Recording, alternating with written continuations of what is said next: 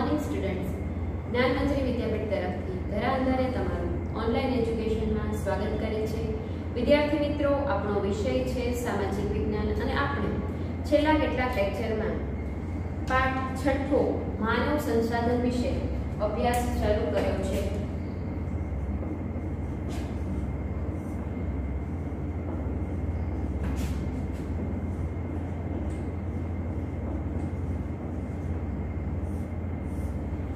જેમાં વિદ્યાર્થી મિત્રો આપણે માનવ સંસાધન કોને કહેવાય એ આપણે બાબત સમજ્યા હતા। તો માનવ સંસાધન એટલે ગુણવત્તાવાળી જે વસ્તી છે, વસ્તી એટલે લોકો, અને ગુણવત્તામાં કઈ બાબત આવે તો ગુણવત્તામાં આપણે નોંધ્યું હતું, યાદ કર્યું હતું વ્યક્તિનું આરોગ્ય, તેનું શિક્ષણ અને કલા, કૌશલ્ય અને આવડત નો સમાવેશ થાય છે। ત્યારે માનવ કે મનુષ્ય છે સંસાધન છે એવું કહી શકાય કે દેશની મૂડી સમાન છે એવું કહી શકાય। જો વ્યક્તિ શિક્ષિત ન હોય સારો, તેનું આરોગ્ય સારું ન રહેતું હોય કે એની પાસે કોઈ એવી આવડત ન હોય કે જેથી કરીને એ પોતે પણ વિકાસ કરી શકે અને પોતે આગળ જતા દેશના વિકાસ પાછળ જવાબદાર બને।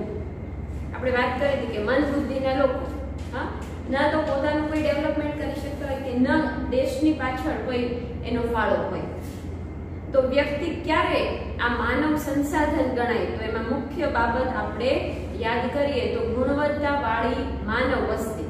અને ગુણવત્તામાં કઈ ગુણવત્તા તો ખાસ આરોગ્ય સારું હોવું જોઈએ, શિક્ષણ સારું પામેલું હોવું જોઈએ, આ બધા જ પાસા જરૂરી છે। પછી જો એ શિક્ષિત હોય અને આરોગ્ય સારું ના હોય તો પણ કોઈ કામનું છે નહીં, કારણ કે આરોગ્ય સારું નથી એટલે કોઈ એનો આવડતનો, એનું શિક્ષણનો કોઈ ઉપયોગ કરી શકવાનો નથી। જ્યારે આરોગ્ય સારું છે પરંતુ સારું શિક્ષણ નથી મેળવેલ કે એની પાસે કોઈ એવી આવડત નથી કે આગળ જતા કોઈ પોતાનું ડેવલપમેન્ટ કરી શકે, કોઈ ઉદ્યોગ ધંધા સ્થાપી શકે કે નોકરી કરી શકે કે પૈસા કમાઈ શકે, આર્થિક ઉપાર્જન કરી શકે નહીં, એટલે આવક મેળવી શકે નહીં, તો પણ એ કોઈ કામની બાબત છે નહીં। એટલે બધી જ જે પાસા છે ગુણવત્તાની બાબતમાં એ બધા પાસા જરૂરી છે। આરોગ્ય પણ સારું હોય, સારું શિક્ષિત હોય, કલા કૌશલ્ય આવડત તેની પાસે હોય તો એ ગુણવત્તાવાળી માનવ વસ્તીને શું કહેવાય છે, જે આપણું પાઠનું નામ છે માનવ સંસાધન। અને જો આ માનવ સંસાધન હશે તો એ કુદરતી સંસાધનોનો પણ એ પોતાના બુદ્ધિ પ્રમાણે, પોતાની આવડત પ્રમાણે ઉપયોગ કરશે। જેમ કે નદીનું પાણી ઘણા વર્ષો સુધી વહી જતું હતું, પૂર આવતું હતું, એને કોઈ રોકી નહોતું શકતું, નુકસાની ભોગવતું, પરંતુ હવે ધીરે ધીરે માનવે પોતાના બુદ્ધિ, કલા, કૌશલ્યથી નદી ઉપર બંધ બાંધવાનું શરૂ કર્યું, અને બંધ બાંધીને હવે પછીના સમયમાં એ નદીના પાણીનો ઉપયોગ કરતા શીખ્યો છે। તો એ શું થયું તો એ કુદરતી સંપત્તિનો તેણે સારી રીતે ઉપયોગ કર્યો। તો એ બાબત શું ગણાય તો એ બાબત શું ગણાય કુદરતી સંસાધનોનો સારી રીતે ઉપયોગ કરનાર, એ કલા કૌશલ્ય ધરાવનાર, પોતાની આવડત પ્રમાણે કામ કરનાર વ્યક્તિ એ માનવ સંસાધન બને છે। તો સૌપ્રથમ આપણે આ માનવ સંસાધનનો ખ્યાલ જોયો। ત્યાર પછી વિદ્યાર્થી મિત્રો આપણે જોયું હતું કે વસ્તી ગણતરી કોને કહેવામાં આવે છે, તો એની વ્યાખ્યા પણ સમજ્યા હતા અને નોંધ્યું હતું કે કોઈ પણ દેશની કે કોઈ પણ વિસ્તારમાં વસતા લોકોની વિધિવત રીતે એટલે ચોપડે નોંધવામાં આવે છે, એ માહિતી મેળવવામાં આવે છે અને તેની નોંધણી કરવામાં આવે છે, તે બાબતને જ વસ્તી ગણતરી કહેવામાં આવે છે। કોઈ પણ દેશની, તો આપણે આપણા ભારતની વાત કરીએ તો મેં તમને કહ્યું હતું કે દર 10 વર્ષે થાય છે અને જે તે સરકારી કર્મચારીઓ આપણા ઘરે ઘરે આવીને વિવિધ માહિતી મેળવે છે। આપણે પ્રવૃત્તિ મેં તમને સમજાવી હતી કે પ્રવૃત્તિ તમે કરજો કે આપણે પાછા એ માહિતી તમે નોંધી રાખજો, ક્લાસમાં મળશું ત્યારે ફરી કરશું, જેમાં વિવિધ પ્રકારની માહિતીમાં નામ હતો, અભ્યાસ હતો કે તેનું શિક્ષણ હતું, ધંધા રોજગાર, નોકરી જે કરતા હોય હતા, ઉંમર હતી, સ્ત્રી પુરુષ બાળકનું પ્રમાણ હતું, રહેઠાણ અથવા સરનામું તેનું ક્યાં છે, એ બધી બાબતો, ઘણી બાબતો આવી નોંધાતી હોય છે જ્યારે વસ્તી ગણતરી કરવામાં આવે છે। આઝાદી પછીની 2011ની જે વસ્તી ગણતરી છે તે 7મી હતી। દર 10 વર્ષે વસ્તી ગણતરી થાય છે વિદ્યાર્થી મિત્રો, અને હવે આ 2020-21માં જે વસ્તી ગણતરી થશે એ 8મી વસ્તી ગણતરી હશે। વસ્તી ગણતરીને આપણે વાત કરી હતી સેન્સસ કે જનગણના પણ કહેવામાં આવે છે। માનવ વસ્તી એ દેશની મૂડી છે, પણ ક્યારે એ બાબત આપણે ભણ્યા કે જ્યારે ગુણવત્તાવાળી માનવ વસ્તી હોય તો એ મૂડી સમાન છે. પછી આપણે એક બાબત સમજ્યા હતા કે વસ્તી ગણતરી શા માટે કરવી જોઈએ. તો સરકાર છે વસ્તી ગણતરી, કેન્દ્ર સરકારના આદેશથી જે વસ્તી ગણતરી થાય છે તે બાબતમાં આપણે જોયું હતું કે વિદ્યાર્થી મિત્રો, સરકારને આખું 5 વર્ષનું આયોજન કરવાનું હોય છે, જેને પંચવર્ષીય યોજનાઓ કહેવામાં આવે છે, જેમાં તે વસ્તીના આધારે ખોરાક, પાણી, રહેઠાણ, રોજગારી, શિક્ષણ, સંરક્ષણ, આ બધી લોકોની જે જરૂરિયાતો છે, લોકોને જે બાબતો વસ્તુઓ પૂરી પાડવાની છે તેનું આયોજન એ સારી રીતે કરી શકે. દેશની જે તે સમસ્યાઓ હોય તેનો ઉકેલ આવે તે માટે ખાસ યોજનાઓ એ અનુરૂપ બહાર પાડી શકે. એટલે આ બધા કારણોસર વિદ્યાર્થી મિત્રો આ વસ્તી ગણતરી કરવામાં આવે છે. તો આપણે એ બાબત ભણ્યા હતા. ત્યાર પછી આપણે જોયું હતું વસ્તી અંગેનો ખ્યાલ, જેમાં જોયું હતું કે ભારતનું કુલ ક્ષેત્રફળ 32,87,263 ચોરસ કિલોમીટર છે, જે વિસ્તાર દુનિયાના દેશોમાં ભારતનો 7મો ક્રમ લાવે છે. 7મા ક્રમથી ઉપરના 6 ક્રમ ધરાવતા દેશો વિશે આપણે જોયું હતું, જેમાં રશિયા, કેનેડા, ચીન, બ્રાઝિલ, યુએસ, ઓસ્ટ્રેલિયા, તેની વાત આપણે કરી ચૂક્યા હતા. વસ્તીની દ્રષ્ટિએ ભારત બીજા નંબરે છે અને ચીન પહેલા નંબરે છે, તેની વાત કરી. દુનિયાની કુલ જે જમીન છે અથવા ક્ષેત્રફળ છે તેમાં 2.42% આ ભારતની જમીન છે. અને ભારતમાં જે વસ્તી વસે છે તે દુનિયાના લોકોની 100% વસ્તીમાંથી 16% લોકો આપણા ભારતમાં વસે છે. અને છેલ્લે આપણે લાસ્ટ લેક્ચરમાં વિદ્યાર્થી મિત્રો 2011ની વસ્તી ગણતરી મુજબ આપણા દેશની કુલ વસ્તી જોઈ હતી, જેમાં સ્ત્રી પુરુષનું પ્રમાણ જોયું હતું, રાજ્યની વસ્તી જોઈ હતી, એમાં સ્ત્રી પુરુષનું પ્રમાણ જોયું હતું, અને આપણે આપણા ગામની, શહેરની એટલે ભાવનગરની વસ્તીને સમજ્યા હતા, એની માહિતી મેળવી હતી. આપણે અગાઉ કીધું એમ ગુણવત્તાવાળી માનવ વસ્તીને માનવ સંસાધન કહેવાય. માનવ શક્તિનું મૂલ્ય તેના બૌદ્ધિકતા અને સાક્ષરતા પર રહેલું છે. એટલે વાત કરીએ મુજબ ક્યારે માનવ સંસાધન ગણાય છે? એની બૌદ્ધિકતા એટલે એનામાં બુદ્ધિ એવી હોય, એનામાં આવડત એવી હોય, એના બુદ્ધિનો ઉપયોગ કરતા આવડતો હોય, અને સાક્ષરતા શિક્ષણનું પ્રમાણ સારું હોય, તો એ દેશના વિકાસમાં જવાબદાર બને. અને એવા નાગરિકો કયા કયા ગણી શકાય?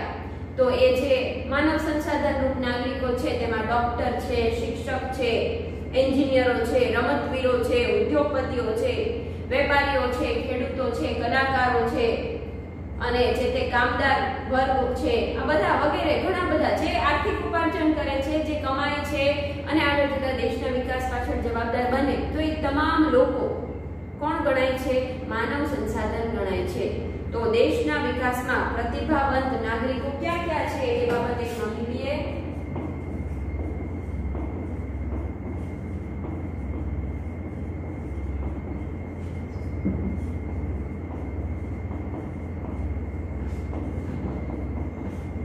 એટલે કે દેશના વિકાસને કરનાર અથવા એની પાછળ જવાબદાર એવા નાગરિકો, એટલે દેશના વિકાસમાં પ્રતિભાવંત નાગરિકો, પ્રતિભા ધરાવનારાઓ. ઘણા બધા તમે લખી શકો, તમારી રીતે પણ તમને સમજણ પડવી જોઈએ. ડોક્ટરો, શિક્ષકો, એન્જિનિયરો,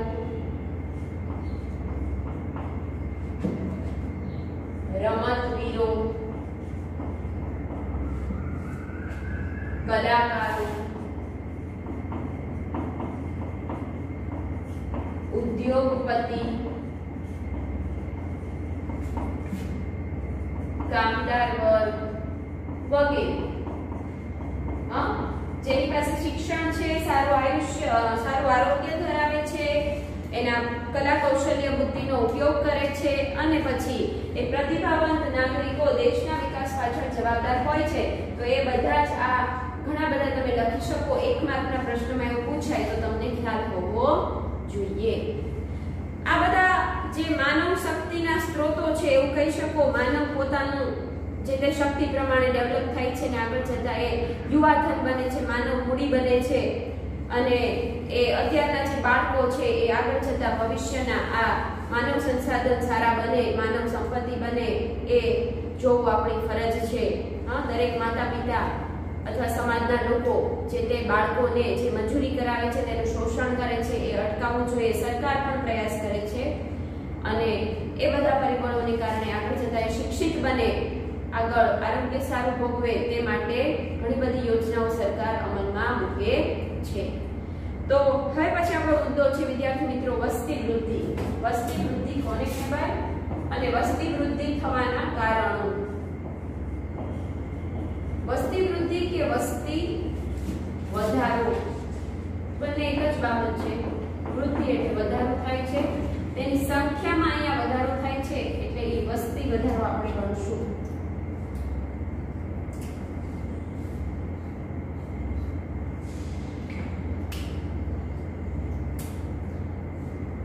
વસ્તીમાં વૃદ્ધિ થઈ એ બાબત કેવી રીતે ખબર પડે વિદ્યાર્થી મિત્રો? વિચાર કરો કે વસ્તી વૃદ્ધિ થાય છે તો એ કયા કારણોસર થાય, કેવી રીતે ખબર પડે? ક્યારે ખબર પડે છે? કે જ્યારે સરકાર છે 10 વર્ષે એના આંકડા જાહેર કરે છે.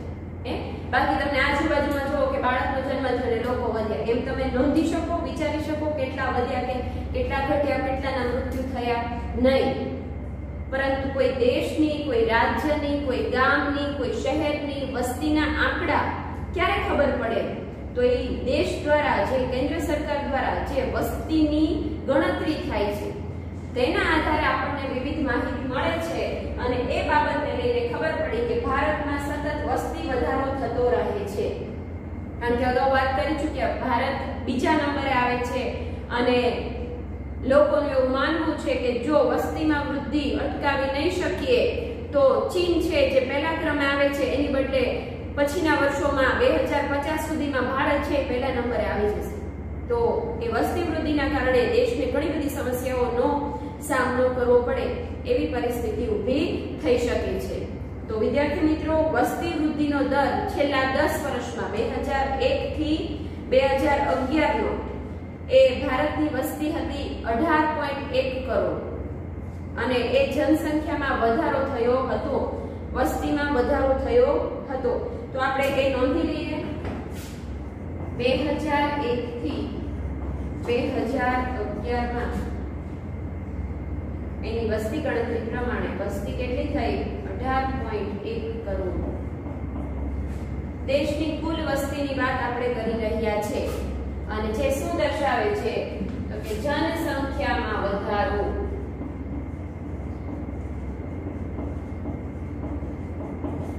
જનસંખ્યામાં વધારો થયો, વસ્તીમાં વધારો થયો, લોકોની સંખ્યા છે તે વધી રહી છે.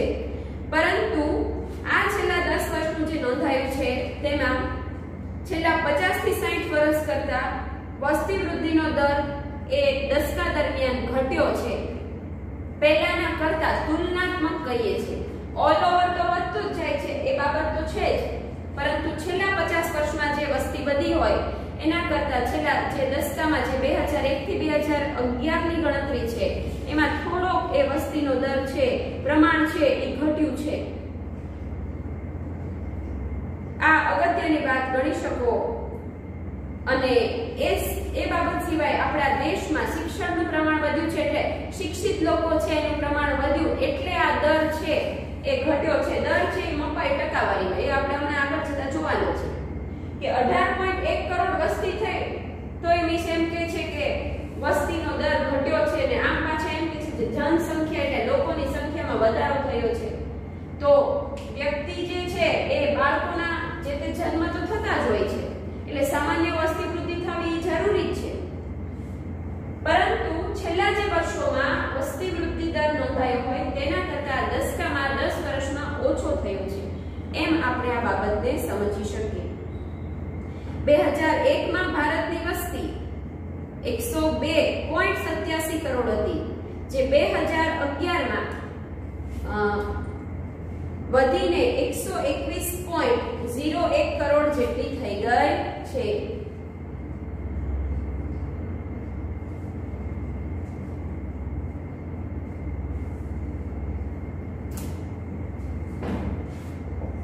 બે 2001 ની કુલ વસ્તી એ કેટલી હતી 102.87 કરોડ અને 2011 ની વસ્તી ગણતરી પ્રમાણે તેની કુલ વસ્તી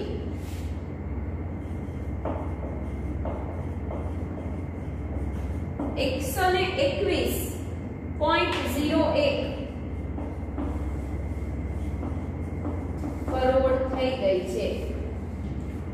તો વિદ્યાર્થી મિત્રો આ બાબત વસ્તીમાં વધારો દર્શાવે છે.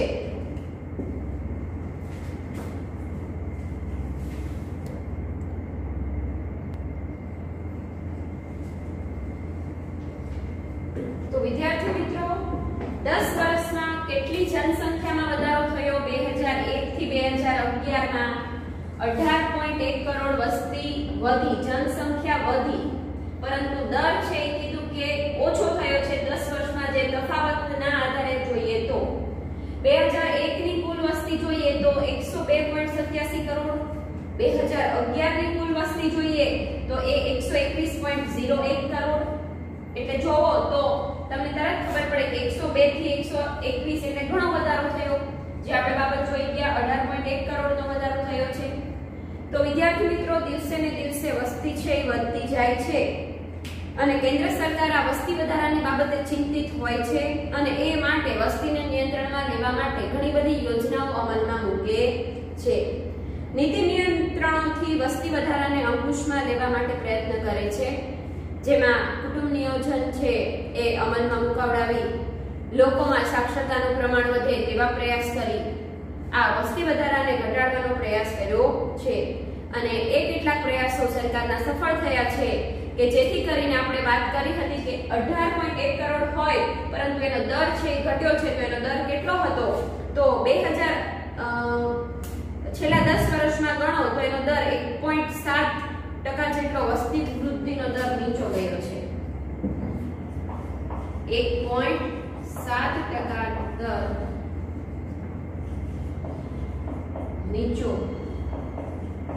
ગયો છે. એવરેજ જે આપણે 10 વર્ષે તુલનાત્મક જે વસ્તી વૃદ્ધિના દરને જોતા હોઈએ તો 1.7% જેટલો વસ્તી વૃદ્ધિનો દર નીચો ગયો છે. વિદ્યાર્થી મિત્રો બધા જ એક માર્કના પ્રશ્નમાં પૂછાય તેવા પ્રશ્નો સમજવાના. છેલ્લા વર્ષોમાં વસ્તી વૃદ્ધિનો દર કેટલો થયો, કેટલો નીચો ગયો છે?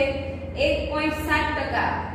2011 ની કુલ વસ્તી કેટલી હતી? 121.01 કરોડ. 2001 ની કુલ વસ્તી કેટલી હતી? 102.87 કરોડ.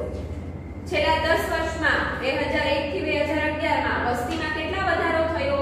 18.1 કરોડ. તો આ એક માર્કના પ્રશ્નમાં પૂછાય તેવા પ્રશ્નો ગણવાના. હવે આપણે મુખ્ય બાબતો આવે છે વસ્તી વૃદ્ધિ થવાના કારણો કયા છે? વસ્તીમાં વધારો થાય છે તો એ વસ્તી વૃદ્ધિના થવાના કારણો આપણે જોવાના છે.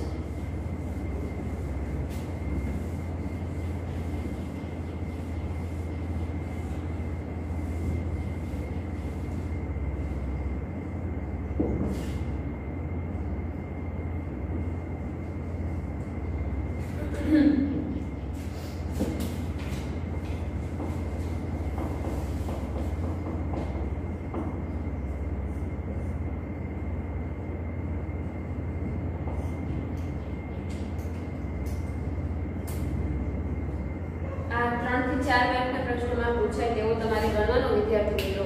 મોટો પ્રશ્ન છે વસ્તી વૃદ્ધિ થવાના કારણો જણાવો. તો એ તમને ખબર પડવી જોઈએ. 3-4 માર્કના પ્રશ્નમાં મહત્વનું. જન્મ અને મૃત્યુ એ બંને બાબત કેવી છે? કુદરતી બાબત છે. એ કોઈના હાથમાં હોતું નથી. વસ્તી વધારા અંગે કેટલાક પરિબળો કે કારણો જવાબદાર હોય છે, જેમાં અન્ય દેશમાંથી આપણા દેશમાં આવીને રહેનાર પ્રજા, સ્થિર થનાર લોકો એ વસ્તીમાં વધારો કરે. તો એ બાબત આપણે નોંધતા જશું.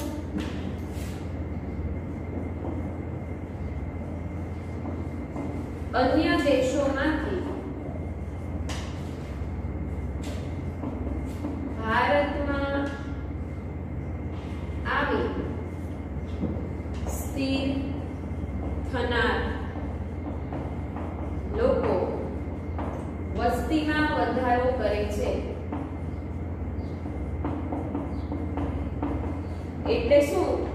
તો આપણે જેમ અહીંયા ભારતમાંથી આપણે જેમ અમેરિકા બીજા દેશોમાં ઓસ્ટ્રેલિયા કેનેડા બધે જતા હોય ને પછી ત્યાંનું નાગરિકત્વ મેળવી લેતા હોય, કાયમી ધોરણે ત્યાં વસવાટ કરવા વયા છીએ, તો એ જે તે દેશની વસ્તીમાં વધારો કરે. એવી રીતે બીજા દેશમાં જેમ કે નેપાળી લોકો છે, ચીનના કેટલાક લોકો, ચીની લોકો છે, આપણે જોતા હોય છે ચાઇનીઝ જે તે ફૂડ લેવા જાવ તો એ ત્યાં બનાવતા હોય ને કાયમી ઘણા વર્ષોથી ત્યાં જ પોતાનો આ બિઝનેસ ધંધો કરતા હોય છે.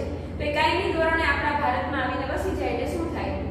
આપણી વસ્તીમાં વધારો થાય. એટલે આપણા ભારતના લોકો તો છે જ, પરંતુ બીજા દેશમાંથી પાછા ભારતમાં આવીને કાયમી ધોરણે અહીંયા વસવાટ કરતા હોય છે. તેના કારણે વસ્તીમાં વધારો થાય. બીજું, ઉદ્યોગ ધંધા, વ્યાપાર કે શિક્ષણ અર્થે થતું સ્થળાંતર પણ કારણભૂત. એટલે પછી એ ગમે તે કારણ હોય તો એ બાબત નોંધી લેશું. ઉદ્યોગ ધંધા કે શિક્ષણ માટે થતું સ્થળાંતર એ પણ વસ્તીમાં વધારો કરે. ઉદ્યોગ ધંધા જ્યાં સારા ચાલતા હોય ત્યાં વસ્તી વધારે હોય એવું જોવા મળે. જેમ કે આપણે ગુજરાતની જ વાત કરી લો, અમદાવાદમાં વસ્તી વધારે છે. કારણ શું? તો કે ત્યાં આગળ ઉદ્યોગ ધંધા કામ મળી રહે છે, સારા પૈસા મળે છે. સુરતમાં જુઓ તો હીરાનો ઉદ્યોગ છે, કાપડનો ઉદ્યોગ છે, એટલે ત્યાં કામ મળી રહે છે. એટલે વસ્તી શું જોવા મળે? ત્યાં વસ્તી વધારે હોય. તો એ વસ્તી વૃદ્ધિ પાછળના જવાબદાર કારણો ગણી શકો. એવી રીતે શિક્ષણ, શાળા કોલેજો સારી સફાઈ હોય, જેમ કે અમદાવાદમાં કોલેજો એવી હોય કે જે ભાવનગરમાં ન હોય તો ભાવનગરથી અમદાવાદ જવાનું પસંદ કરેલો, તો અમદાવાદમાં શું થાય? વસ્તીમાં વધારો થાય. એવી રીતે દેશની વસ્તીમાં પણ વધારો થતો હોય છે. ભારતમાં છેલ્લી 2 સદી દરમિયાન વસ્તી વધારાનો દર ઊંચો ગયો હતો. પહેલા વસ્તી વધારાનો દર નીચો હતો કારણ કે બાળ મૃત્યુનું પ્રમાણ વધારે હતું. રસીઓ શોધાઈ નહોતી, બાળકોને કેટલાક રોગ લાગુ પડતા, કોલેરા છે, ક્ષય છે, ટીબી, એટલે ટીબી જેવો રોગ થતો તો ટીબી સામે રક્ષણ મેળવી શકાતું નહીં. તો એવા બધા કારણોસર બાળકોના મૃત્યુ થતા, કોલેરા થઈ જતો તો પણ બાળકોના ઘણી વખત મૃત્યુ થતા, દવાઓ શોધાઈ નહોતી. એ સમયે પ્લેગ છે એ રોગ પણ ઘણાને લાગુ પડતો, તેના કારણે પણ મૃત્યુનું પ્રમાણ ઊંચું હતું. એ સમયે વિદ્યાર્થી મિત્રો વાહન વ્યવહાર છે તેની સુવિધાઓ એટલી મળતી નહીં પહેલાના સમયમાં. આજથી 50 વર્ષ પહેલાનો વિચાર કરો તો બાળ મૃત્યુનું પ્રમાણ વધારે. સગર્ભા જે સ્ત્રી હોય છે, જે પ્રેગ્નન્ટ લેડી, એને હોસ્પિટલ સુધી ઘણી વખત લઈ જવામાં તકલીફ પડે, વાહન વ્યવહાર હોય, પાકા રસ્તા ન હોય, અને એના કારણે ઘણીવાર એનું મૃત્યુ થતું. બાળ મૃત્યુનું પ્રમાણ વધારે. દુષ્કાળ, ભૂખમરાના પરિસ્થિતિમાં પણ લોકો, ઘણા લાખો લોકો મૃત્યુ પામતા. અને આ બધી જ પરિસ્થિતિના કારણે વસ્તી વધારો પહેલાના સમયમાં નોંધાતો, દેખાતો નહોતો. એમ કે જેમ જન્મે ને એમ પાછા મૃત્યુ પામતા. એટલે બેલેન્સ જળવાય. સમજો છો? જન્મ તો થતા જ, પણ સાથે સાથે મૃત્યુ પણ એટલા થતા. એટલે વસ્તીમાં વધારો નોંધાતો નહીં, દેખાતો નહીં. પરંતુ હવે પરિસ્થિતિ શું થઈ છે? તો કે દરેક પાકા રસ્તાઓ બની ગયા, પરિવહનની સુવિધાઓ મળવા માંડી, નવી નવી દવાઓ, રસીઓ શોધાયા, રોગો ઉપર આપણે નિયંત્રણ મેળવી શકીએ છીએ. આ બધા જ કારણોસર વસ્તીમાં વધારો થતો જાય છે. પોષક આહાર મળી રહે છે, તબીબી સારવાર મળી રહે છે.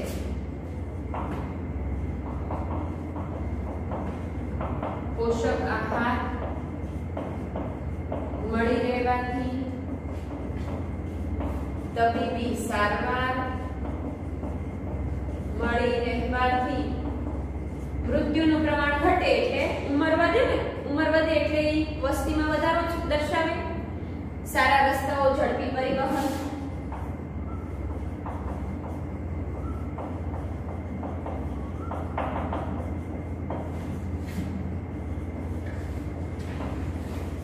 પહેલાના સમયમાં જે તે લોકો ભૂખમરાના કારણે મૃત્યુ પામતા, એ હવે ક્યારે એવું થતું નથી. સરકાર એને સહાય જાહેર કરતા હોય છે.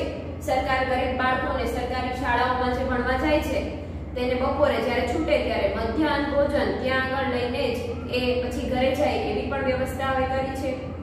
વિદ્યાર્થી મિત્રો, સંદેશા વ્યવહારની સુવિધાઓમાં પણ વધારો થયો છે. સારા રસ્તાઓ, ઝડપી પરિવહન, સંદેશા વ્યવહાર વિકસ્યો.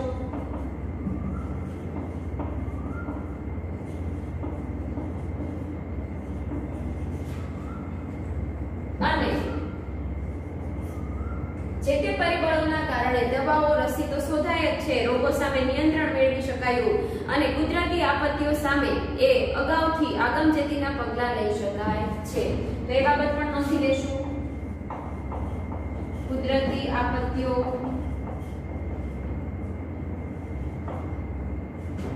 ની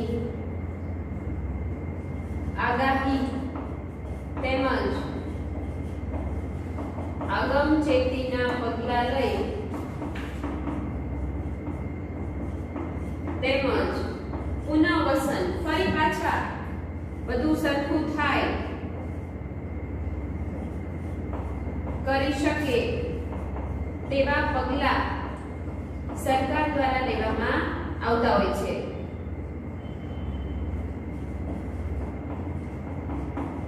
તેથી વસ્તીમાં વધારો થાય. હવે કુદરતી આપત્તિઓ જેમ કે પૂર આવે તો પહેલાના સમયમાં લાખો લોકો એમાં હજારો લોકો ને ઘણી વખત બધું તણાઈ જતું અને મૃત્યુ પામતા. ભૂખમરાના કારણે દુષ્કાળ, વરસાદ ન પડે તો મૃત્યુ પામતા. અનાજની, ઘાસચારાની, પાણીની તંગી ઊભી થતી.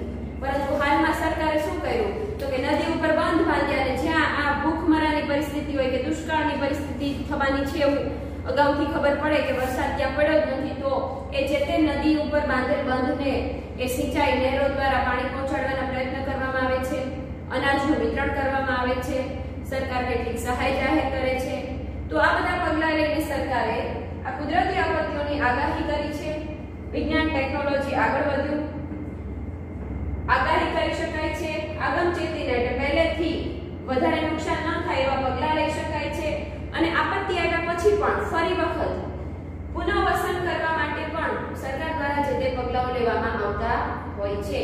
તો લોકોમાં જાગૃતિ આવી છે, લોકો શિક્ષિત થયા છે અને આ બધા પરિબળોના કારણે વસ્તી છે એમાં વધારો થતો જોવા મળે છે. વિદ્યાર્થી મિત્રો, પહેલાના સમયમાં આ જે મૃત્યુનું પ્રમાણ વધારે હતું, બાળ મૃત્યુ, સગર્ભા સ્ત્રીઓનું મૃત્યુ, એ મૃત્યુ દર ઘટ્યો છે અને માનવ આયુષ્ય જે છે એની મર્યાદા છે એમાં વધારો થયો છે. પહેલાના સમયમાં 1920માં સરેરાશ માનવીનું આયુષ્ય છે તે 40-41 હતું, જે હવે વધીને 63-64 થઈ ગયું છે. એ પણ વસ્તી વૃદ્ધિ પાછળ જવાબદાર કારણો ગણી શકો. તો વિદ્યાર્થી મિત્રો, વસ્તી વધારાના કારણો ક્યાં ક્યાં છે તો કે પહેલું, અન્ય દેશોમાંથી ભારતમાં આવીને સ્થિર થનાર લોકો વસ્તીમાં વધારો કરે. ઉદ્યોગ ધંધા અને શિક્ષણ જ્યાં સ્થપાય હોય ત્યાં સ્થળાંતર કરે એટલે વસ્તીમાં વધારો થાય. પોષક આહાર મળી રહે, તબીબી સારવાર મળી રહે એટલે મૃત્યુનું પ્રમાણ, ભૂખમરાનું પ્રમાણ ઓછું થાય એટલે વસ્તીમાં વધારો થાય. સારા રસ્તાઓ, ઝડપી પરિવહન અને સંદેશા વ્યવહારથી લોકોની જાન બચાવી શકાય છે. જેમ કે 108 ની સુવિધા જે શરૂ થઈ છે વિદ્યાર્થી મિત્રો, કોઈ પણ જગ્યાએ કોઈ અકસ્માત થાય તો ઝડપથી એને ફોન કરો એટલે તમને બચાવવા માટે પાકા રસ્તાઓ હોવાથી, સારા રસ્તાઓ હોવાથી ઝડપથી પહોંચી શકે છે. સંદેશો પણ મળ્યો, સંદેશાની આપ-લે થઈ, વાહન વ્યવહાર વિકસ્યો એટલે 108 ની સેવા તમને મળે છે, રસ્તાઓ સારા એટલે ઝડપથી પહોંચી શકાય છે. એટલે જે પહેલાના સમયમાં રોડ અકસ્માતમાં જે મૃત્યુ થતા એનું પ્રમાણ ઘટ્યું છે ને એને બચાવવાના પ્રયત્ન થઈ શક્યા એટલે પણ વસ્તીમાં વધારો થયો છે. કુદરતી આપત્તિઓની આગાહી કરી શકાય છે, આગમચેતીના પગલાં લઈ શકાય છે અને પછીનું પુનઃવસન પણ થઈ શકે એવી વ્યવસ્થા સરકાર દ્વારા ઊભી કરવામાં આવી. આ બધા પરિબળોના કારણે એ વસ્તીમાં સતત વધારો થાય છે. તેમજ વિદ્યાર્થી મિત્રો, અંધશ્રદ્ધાઓ પ્રવર્તે છે, રૂઢિચુસ્તતા હજી પણ લોકોમાં આ સમાજમાં જોવા મળે છે. જેમ કે પુત્રના જન્મને વધુ મહત્વ આપવામાં આવતું હોવાથી જ્યાં સુધી કુટુંબમાં એ પુત્રનો જન્મ ન થાય ત્યાં સુધી બાળકોના જન્મ થતા રહેતા હોય છે અને એ બધા કારણોસર પણ ધર્મને સાથે જોડવામાં આવે છે. અંધશ્રદ્ધાઓ જોડાય છે કે પુત્ર છે તે સ્વર્ગના દ્વાર સુધી લઈ જાય છે. આવી બધી માન્યતાઓ આ વસ્તીમાં વૃદ્ધિ કરવા પાછળ જવાબદાર કારણ બને છે. તો વિદ્યાર્થી મિત્રો, આ બધા જ કારણોસર વસ્તી વૃદ્ધિમાં વધારો થયો છે.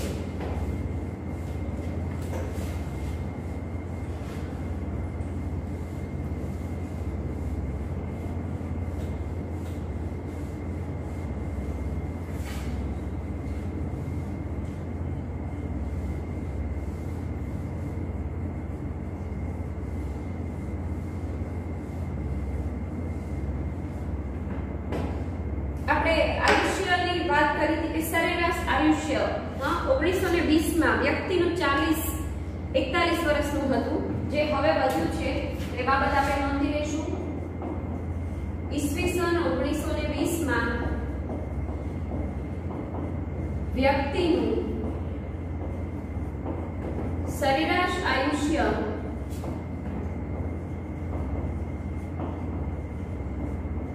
40-41 વર્ષનું હતું. એક માર્કના પ્રશ્નમાં પૂછાય તેવો પ્રશ્ન કે 1920 માં સરેરાશ આયુષ્ય વ્યક્તિનું કેટલું હતું? તો 1920 માં સરેરાશ આયુષ્ય 40 થી 41 હતું. અને હવે આપણે વાત કરી ચૂક્યા કે રોગો સામે રક્ષણ મેળવી શકાય તેવી દવાઓ શોધાઈ નહોતી, રસીઓ નહોતી શોધાઈ, જેના કારણે વ્યક્તિ મૃત્યુ પામતા, પરિવહનની સેવાઓ નહોતી, તબીબી સારવાર નહોતી મળી રહેતી. હવે ગામડાઓમાં પણ મોબાઈલ વાન ફરતી હોય છે, એટલે સારવાર સારી મળી રહેવા માંડી, દવાઓ મળી રહેવા માંડી અને ઝડપી પરિવહનના કારણે એટલે એક જગ્યાએથી બીજી જગ્યાએ અકસ્માત થયું હોય, બીમાર હોય એ વ્યક્તિને પહોંચાડી શકાય છે અને તેના મૃત્યુને થતું અટકાવી શકાવા લાગ્યું. એટલે એનું સરેરાશ આયુષ્ય છે તેમાં વધારો થયો અને હાલમાં 63 થી 64 વર્ષ સરેરાશ આયુષ્ય થયું છે. એ બાબત આપણે નોંધી લઈશું. હાલમાં વ્યક્તિનું સરેરાશ આયુષ્ય એક માર્કના પ્રશ્નમાં મહત્વનો ગણવાનો. સરેરાશ આયુષ્ય 63 થી 64 વર્ષ થયું છે. તો આ પણ પ્રશ્ન પૂછવામાં આવે 2 માર્કના પ્રશ્નમાં કે 1920 માં વ્યક્તિનું સરેરાશ આયુષ્ય 40-41 વર્ષ હતું, જ્યારે હાલમાં એ વધીને 63-64 થયું છે. કારણ આપો કે વિધાન સમજાવો. તો તમારે સમજાવવાનું રહે કે પહેલાના સમયમાં પરિવહનની સુવિધાઓ નહોતી જે હાલમાં છે, તબીબી સેવાઓ સરળતાથી મળી શકવા માંડી, દવાઓ અને રસીઓ શોધાયા, સંદેશા વ્યવહારની સુવિધાઓ વિકસી, વિજ્ઞાન ટેકનોલોજી આગળ વધ્યું અને તેના કારણે સરેરાશ આયુષ્યમાં વધારો થયો છે, નોંધાયો છે. આ ઉપરાંત કેટલાક કારણોસર જન્મદરમાં ઘટાડો થયો છે. પહેલાના સમય કરતા આપણે વાત કરી હતી કે ધીરે ધીરે વ્યક્તિ શિક્ષિત બને છે તો એ બાબત સમજે છે, પણ પહેલાના લોકો સમજતા નહોતા. પહેલાના લોકો કેવા હતા? નિરક્ષર હતા, વધારે અભ્યાસ કરેલા હોય ને શિક્ષિત ન હોય, એટલે એનામાં શું હોય? અંધશ્રદ્ધા હોય, વહેમો હોય, રૂઢિગત કેટલીક માન્યતા હોય. જેમ કે વાત કર્યું એ મુજબ પુત્રના જન્મને ખૂબ મહત્વ આપવામાં આવે, પુત્ર છે તારે તારણહાર કહેવામાં આવે, સ્વર્ગના દ્વાર સુધી લઈ જાય, આવી બધી માન્યતાઓ હતી. અને સમાજમાં અમુક ટકા એવું જોવા મળે છે જેના કારણે હજી પણ લોકો આ રૂઢિગત માન્યતાઓમાં માને છે. બાળ લગ્ન અમુક જગ્યાએ હજુ પણ થાય છે. ગરીબી, વિધવા પુનર્લગ્ન, નાના કુટુંબની આદર્શ ભાવનાનો અભાવ, આવું હજી પણ અમુક ટકા આપણા સમાજમાં જોવા મળે છે કે જેથી કરીને એ વસ્તીમાં વધારો નોંધાય છે. એના કારણે હજી પણ માણસો કેવા છે? અંધશ્રદ્ધામાં માનવા વાળા. પહેલાના સમયની રૂઢિગત જે પહેલાના વર્ષોથી ચાલી આવતી માન્યતા છે, જેમ કે બાળ લગ્ન અમારા સમાજમાં પહેલાય થતા ને હવે થાય, અમે બાળ લગ્નને અટકાવી ન શકીએ, ગુનો કહેવાય, નામ કહેવાય, અમારા ધર્મ પ્રમાણે ખોટું કહેવાય, પૂર્વજો આપણા એવું કહીને ગયા છે, કોઈ કહીને ગયું ન હોય, એવું પરંપરાગત ચાલ્યું આવતું હોય પેઢી દર પેઢી. એટલે નિરક્ષર લોકો ભણેલા ન હોય ને એટલે એની પાછળ તર્ક વિતર્ક ન વિચારે. જ્યારે શિક્ષિત વ્યક્તિ હોય ને હંમેશા જે તે પરિબળો, જે તે પરિસ્થિતિની પાછળ વિજ્ઞાન ટેકનોલોજી જોડે કે આની પાછળ શું કારણ હશે. તો હજુ પણ નિરક્ષરતાનું પ્રમાણ 25% જેવું હજી ભારતમાં છે, 75-76% જેટલું સાક્ષરતાનું પ્રમાણ નોંધાયું છે. હજી અમુક ગામડાઓમાં, અમુક વિસ્તારોમાં માણસો ભણેલા નથી.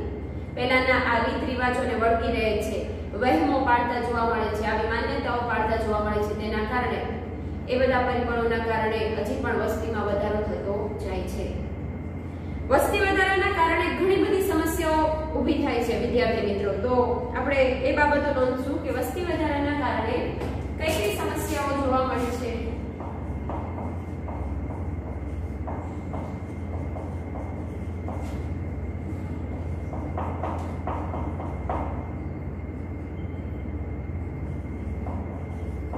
વસ્તી વધારાના કારણે થતી સમસ્યાઓ કે પ્રશ્નો.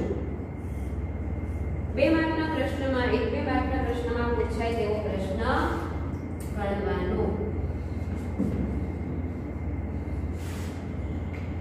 કઈ કઈ બાબતો? તો કે વ્યવસ્થાપન બધાને ઊભું કરવું પડે,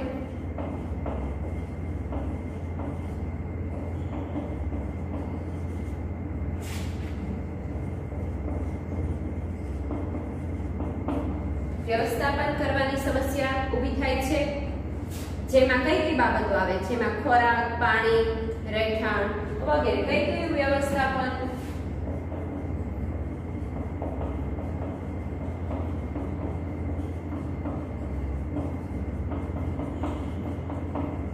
વગેરે વ્યવસ્થાઓ સરકારને વિચારવી પડે. વસ્તીના પ્રમાણમાં એટલું અનાજનું ઉત્પાદન થવું જોઈએ વર્ષે, એવી રીતે પાણી છે એ વરસાદનું પાણી એટલું સચવાય અને દરેક સુધી પીવાનું ચોખ્ખું પાણી મળી રહે એ વ્યવસ્થા જોવી જોઈએ. દરેક લોકોને ઘર મળી રહે એવી સરકાર દ્વારા અત્યારે યોજનાઓ બહાર પાડવામાં આવી છે. આવાસ યોજના જેને કહેવામાં આવે છે, જે ગરીબોને સહાય આપે છે અને ઘર આપે છે.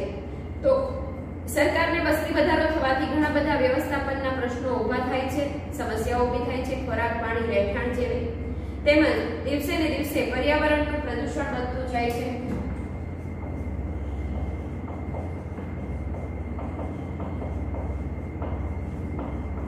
પર્યાવરણમાં પ્રદૂષણનો પ્રશ્ન કે સમસ્યા સર્જાય છે. કેવી રીતે? તો વિદ્યાર્થી મિત્રો, વસ્તી વધશે એમ શું કરશું આપણે? તો કે ઉદ્યોગ ધંધા વધારે સ્થપાય. માણસોને રહેવા માટે જગ્યા જોવે એટલે વૃક્ષો છે, જંગલો છે તે ઓછા થતા જાય છે અને માનવ વસ્તી વધવા લાગી. ત્યાં વસવાટ કરવા માંડ્યા. ફળદ્રુપ જમીન ઘટવા લાગી. વાહનોનું પ્રમાણ વધ્યું એટલે ધુમાડા વધ્યા. ઉદ્યોગ ધંધા સ્થપાયા, મિલો સ્થપાય, કારખાના સ્થપાયા એટલે ધુમાડાનું પ્રમાણ વધ્યું. એટલે પર્યાવરણમાં જે ગ્રીન હાઉસ વાયુઓ છે, આપણે અગાઉ ભણી ગયા સેમેસ્ટર પહેલામાં, પ્રદૂષણ કરનારા જે વાયુઓ છે વાતાવરણમાં ભળે છે અને આ પર્યાવરણને માઠી ખરાબ અસર પહોંચાડે છે. એટલે પર્યાવરણને લગતા પ્રશ્નો ઊભા થયા. સંરક્ષણની જરૂરિયાત વધી લોકોની. સંરક્ષણ જરૂરી બનવા માંડ્યું. ગુનાખોરીનું પ્રમાણ વધે. તો આવા સમયે રક્ષણ આપવાની ફરજ પડે. રોજગારી દરેકને આપવી પડે સરકારને. રોજગારીના પ્રશ્નો ઊભા થયા. બધાની પાસે કામ નથી વિદ્યાર્થી મિત્રો, કારણ કે વસ્તી જેટલી બધી છે. કોઈ પણ જગ્યાએ તમે જુઓ, કોઈ પણ એડ આપવામાં આવી હોય, એડવર્ટાઇઝ કે અહીંયા આગળ નોકરી છે અથવા આ કામ માટે મળો, કોન્ટેક્ટ કરો, તેમાં એક જગ્યા માટે 200-500 એ એપ્લિકેશનો આવતી હોય છે. કારણ શું? તો કે માણસો એટલા બધા છે, શિક્ષિત છે, પણ ઘણાની પાસે કોઈ કામ નથી. જેમ કે કોઈ પણ શાળાની વાત કરો, મારી જ વાત કરી લો કે મેં જ્યારે આ સ્કૂલમાં એપ્લિકેશન આપી હતી ત્યારે મારી સાથે આટલી મોટી 2-3 ફાઇલ હોય એવી એપ્લિકેશનો પડી હતી સર પાસે, અને એમાંથી નક્કી કરવાનું. અને આજે તમે કામ કરવા તૈયાર નથી તો બીજા 50 જણા 500 જણા કામ કરવા તૈયાર હોય છે. આ પરિસ્થિતિ ઊભી થઈ છે અને ઓછા પગારે પણ કામ કરવા તૈયાર થઈ જાય છે, કારણ કે કામ જ નથી માણસો પાસે. અને કારણ શું છે? તો વસ્તીમાં વૃદ્ધિ. એટલે વિદ્યાર્થી મિત્રો, વસ્તી વૃદ્ધિથી રોજગારીના પ્રશ્નો પણ ઊભા થાય છે, સંરક્ષણને લગતા પ્રશ્નો પણ ઊભા થાય છે, પર્યાવરણનું પ્રદૂષણ પણ વધવા લાગ્યું છે. સરકારને દરેક વ્યક્તિને ખોરાક, પાણી, રહેઠાણ વગેરે મળી રહે તેવી વ્યવસ્થાપન કરવાની સમસ્યા પણ ઊભી થઈ છે. ટ્રાફિકની સમસ્યા ઊભી થઈ છે. ટ્રાફિક નિયમનના પ્રશ્નો ઊભા થાય છે.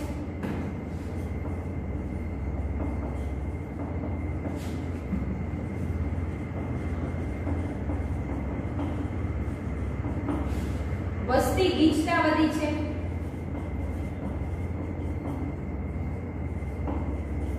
વસ્તી ગીચતા વધવાથી વિદ્યાર્થી મિત્રો જે તે રોગ લાગુ પડે, જે તે બીજી પરિસ્થિતિ ઊભી થાય, અને આ બધાના ઉકેલ અનેક યોજનાઓ અને તકેદારીના પગલાં લઈ અને કાયદાકીય જોગવાઈઓ અનુસાર સરકારે કરવા પડે છે. આ બધી સમસ્યાઓ સરકારની સામે ઊભી થઈ, કારણ કે વસ્તીમાં દિવસે ને દિવસે વધારો થતો જાય છે.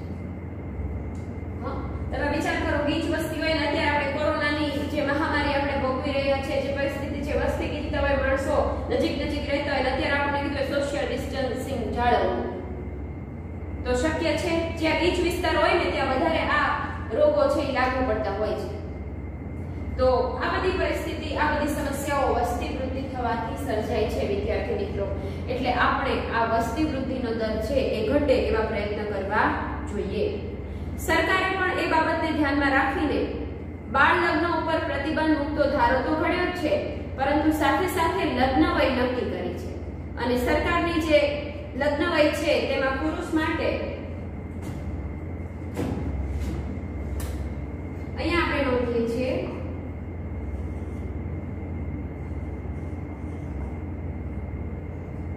પુરુષ લગ્ન વય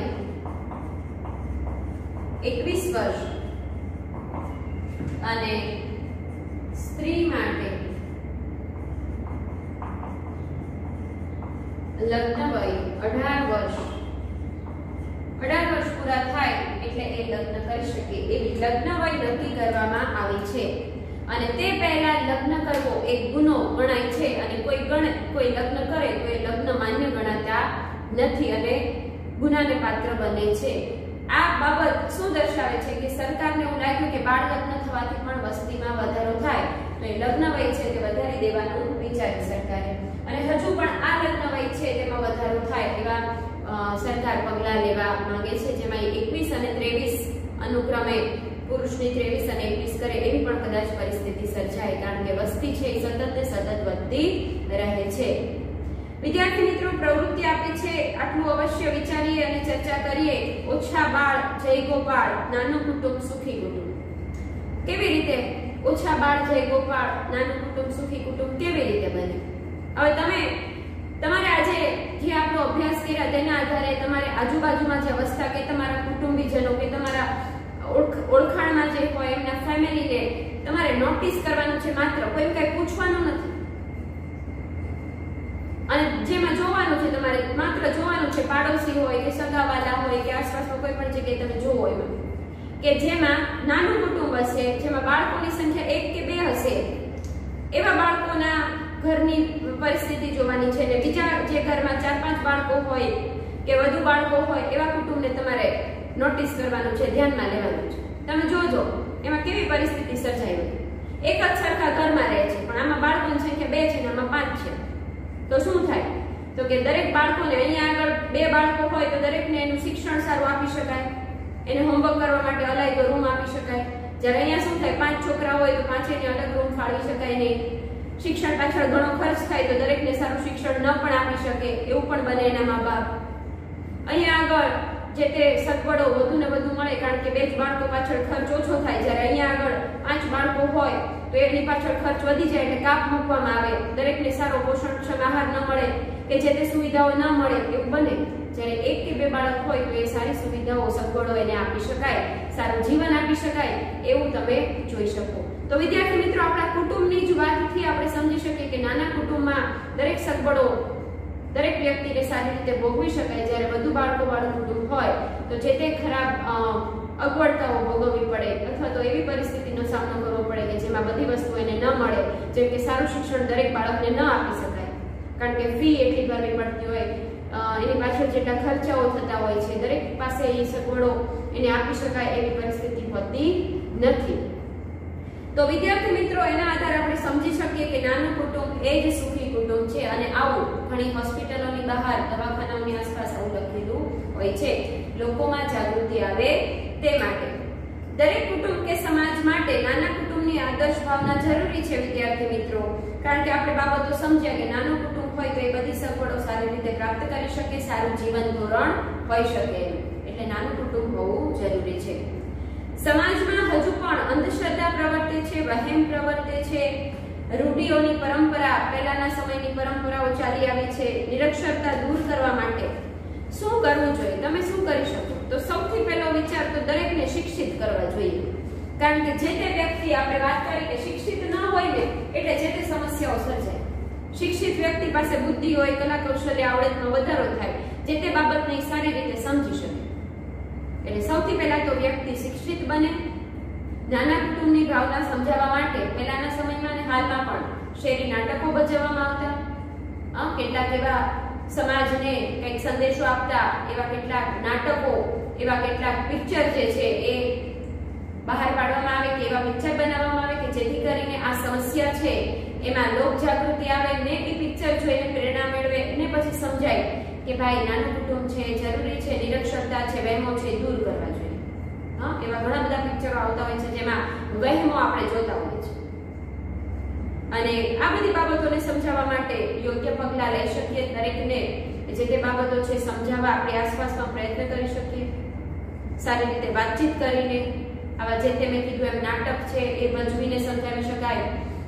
જે તે પહેલાના જે અમુક સમય પહેલાના જે લોકો છે એના પિક્ચરો જે અત્યારે આવતા હોય છે એ બતાવીને કે સ્ત્રીઓનું સ્થાન સમાજમાં કેવું છે, તો એ બાબત સમજાવવા માટે હમણાં જ ગુજરાતી જે ફિલ્મ આવ્યું હતું એને જ લગતું હતું કે સ્ત્રીઓનું સ્થાન પહેલાના સમયમાં 4 દિવાલ પૂરતું હતું, પરંતુ હવે એ સ્ત્રીઓ છે એ પહેલાના સમયમાં એવું જ ઈચ્છતી કે અમને પણ અમારા હકો ભોગવવા મળે, અમને બહાર જવા મળે, અમે પણ આ સમાજમાં કંઈક જવાબદાર નાગરિક બનીને પોતાનો ફાળો આપીએ. દરેકની પોતાની ઈચ્છા હોય છે.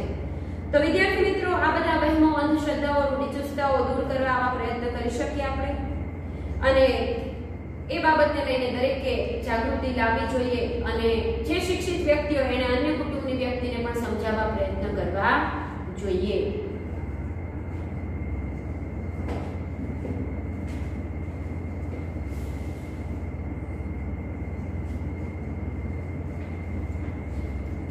તો વિદ્યાર્થી મિત્રો, આપણે આ જે બાબત ભણ્યા ત્યાં સુધીનો અભ્યાસ આજના લેક્ચરમાં રાખીએ છીએ.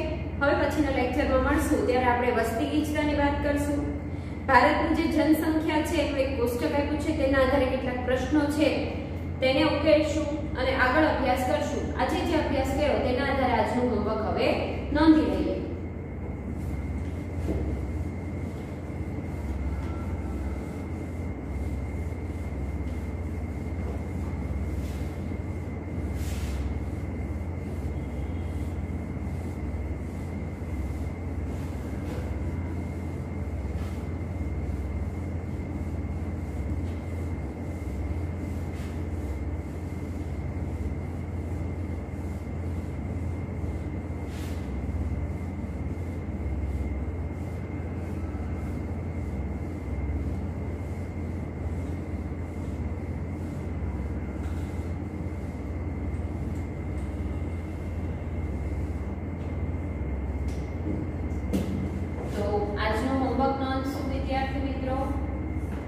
પ્રશ્ન પહેલો છે,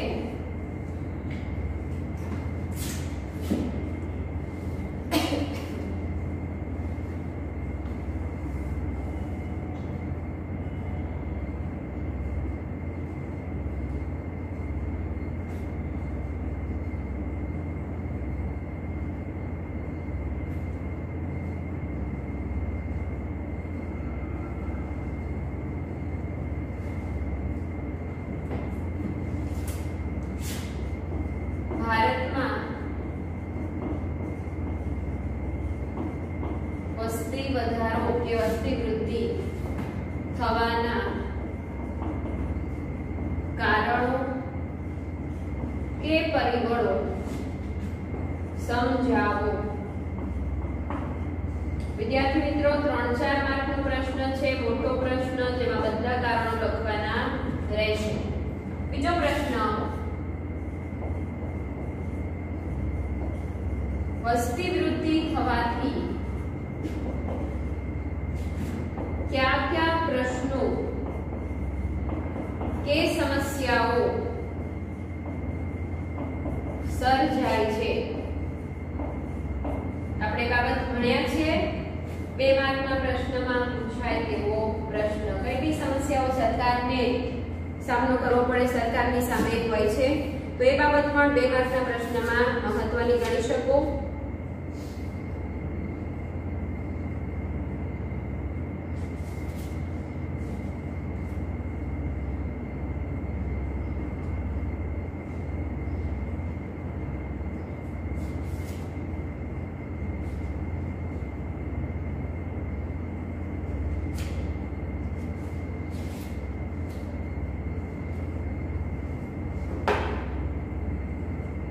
પછીનો છેલ્લો પ્રશ્ન વિદ્યાર્થી મિત્રો, સમાજમાં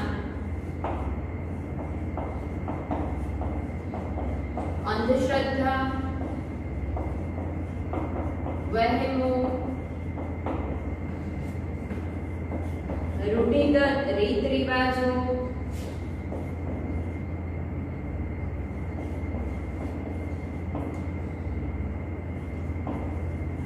ને દૂર કરવા તમે કેવા પગલા લેશો. વિદ્યાર્થી મિત્રો, તમારે તમારી રીતે પ્રશ્નના જવાબ લખવાના છે કે તમને આસપાસ એવું લાગે છે કે હજી પણ લોકો અંધશ્રદ્ધાઓમાં માને છે, વહેમોમાં માને છે, રૂઢિગત માન્યતાઓમાં માને છે, તો એ દૂર કરવા માટે નિરક્ષરતા છે, આ બધા પ્રશ્નોને દૂર કરવા માટે તમે કેવા પગલાં લઈ શકો? હા, તો તમારે તમારી રીતે જવાબ લખવાનું છે. તમારા 4-5 મુદ્દાઓ જવાબમાં માન્ય ગણાય તો 2 થી 3 માર્કના પ્રશ્નમાં મહત્વનું ગણવાનું. આ બધા પ્રશ્નો છે અંધશ્રદ્ધાઓ, વહેમો, રૂઢિગત રીત રિવાજો, નિરક્ષરતા દૂર કરવા માટેના ઉપાયો તમારે લખવાના છે. તો વિદ્યાર્થી મિત્રો, બધા આ 3 પ્રશ્નનું હોમવર્ક સારી રીતે કરશો. નેક્સ્ટ લેક્ચરમાં વધુ અભ્યાસ માટે મળશું ઝડપથી. Good bye, take care.